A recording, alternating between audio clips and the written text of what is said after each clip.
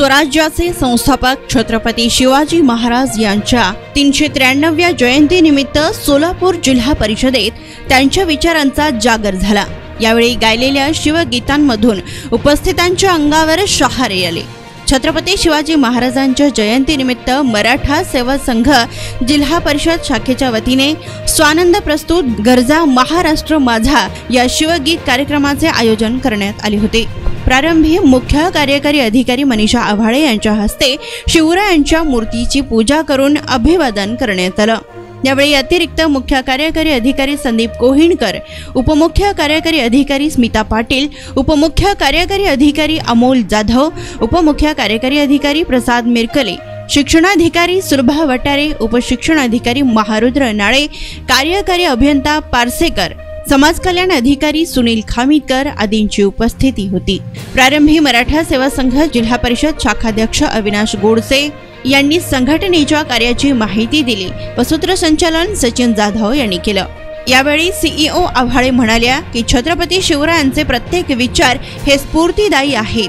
ते विचार आचरणात आणून महाराष्ट्र राज्याला आणखी वैभवशाली करण्याची जबाबदारी आपली आहे असे सांगत शिवरायांवरील रचना त्यांनी वाचून दाखवली। स्वागत। आज आपण शिवजयंती साजरी करतोय।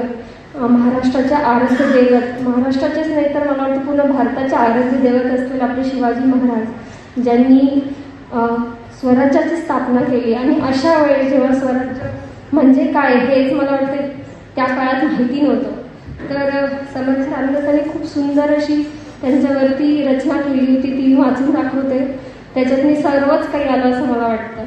निश्चयाचा महामेरू बहुत जणांचे आधारू, अखंड स्थितीचा निर्धारू श्रीमंत योगी, परोपकाराची या राशी उदंड घडती जयाशी, तयाचे गुण महत्वासी तुलना पाहिजे। यशवंत कीर्तिवंत सामर्थ्यवंत वरदवंत, पुण्यवंत नीतिवंत जाणता राजा, आचारशील विचारशील दानशील धर्मशील, सर्वज्ञपणे सुशील सकळा ठाई, या भूमंडळाचे ठाई धर्मरक्षी ऐसा नाही, महाराष्ट्र धर्म राहिला काही तुम्हा करता।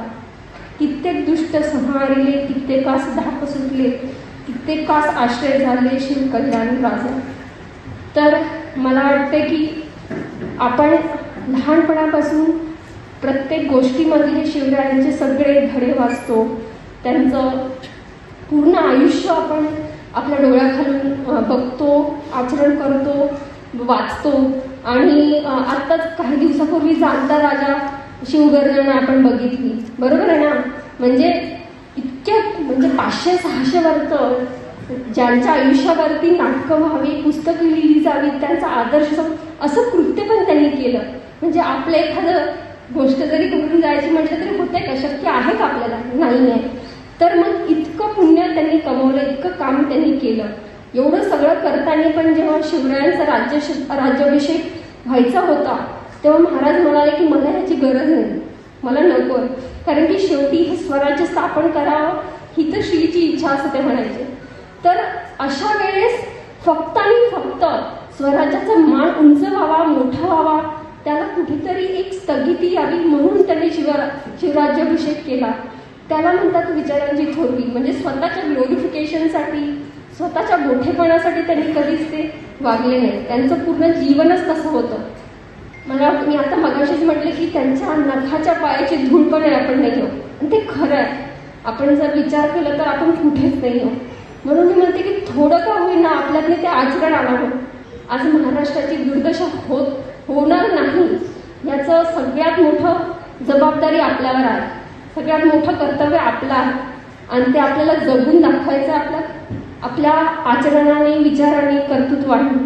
आणि ते जर केलं तरच त्या थोर व्यक्तीला, त्या थोर दैवताला नमन असेल।